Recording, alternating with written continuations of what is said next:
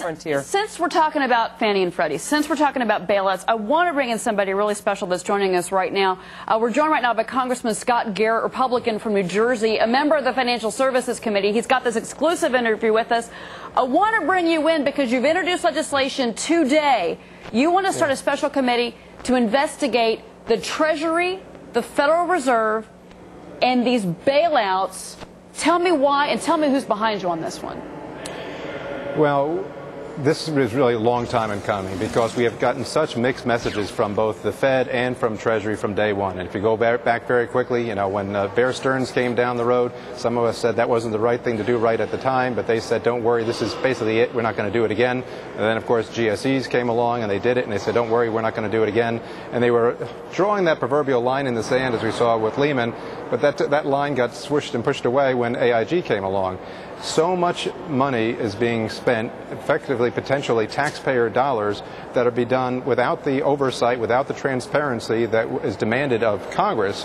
So we're just saying, let's step back, let's look to see, A, how did this all go down?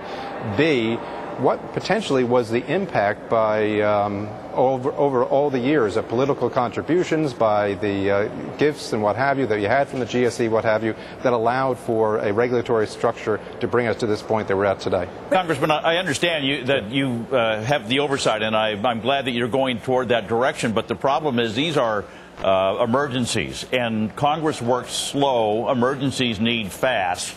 So that's nice what you're going to do, but is there any talk about forming some sort of quasi-resolution trust corporation or someplace like we did back in the 80s to dump the bad assets out of the financial markets?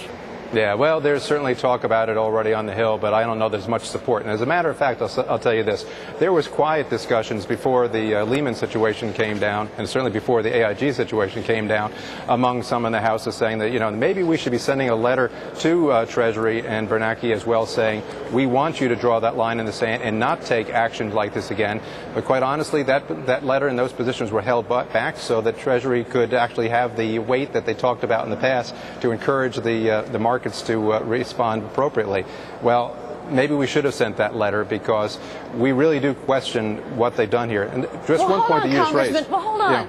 Then what is the answer here? Are you going to drag Secretary Paulson in front of the House Financial Services Committee? Do you want what's been happening behind closed doors to be apparent to all that now we're going to get indoor screenings of the Treasury meetings and Ben Bernanke and Treasury Paulson having coffee? Is that the right answer?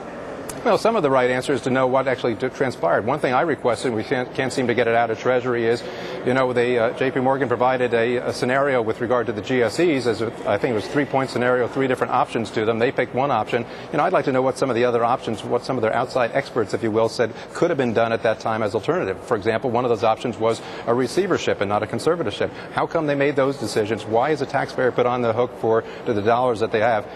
You know, one of you mentioned earlier about the assisted living facilities here. Who is going to be there to bail out the taxpayer after we have bailed out all these other companies? You know, Congressman, there's a really serious issue that the next chapter in this crisis will hit the regional banks. In other words, we could see thrifts go under. The Office of Thrift Supervision says that, you know, those preferred shares that were issued by Fannie and Freddie Mac, you know, at 17 thrifts, they exceeded 10% of their regulatory capital cushion. You know, what does it talk about? We heard that the Federal Reserve was going to step in and help recapitalize banks and small banks and regionals around the country. What are you hearing on that front now? Well, we're hearing, and we're not getting all the information that we'd like as far as what their ability to actually step in and do this. And again, this is questions that we raised in the past.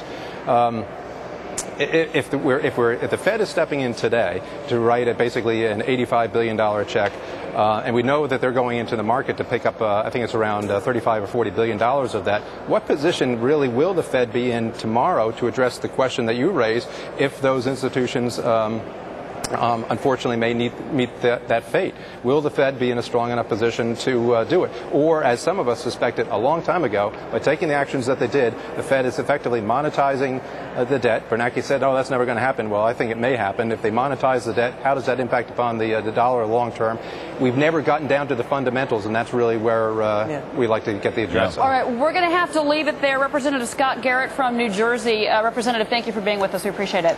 Appreciate the chance. Thanks. And real quick, I want to go go over to Peter Bookmark, who's still with us here in studio, because what we're talking about is the amount of debt that the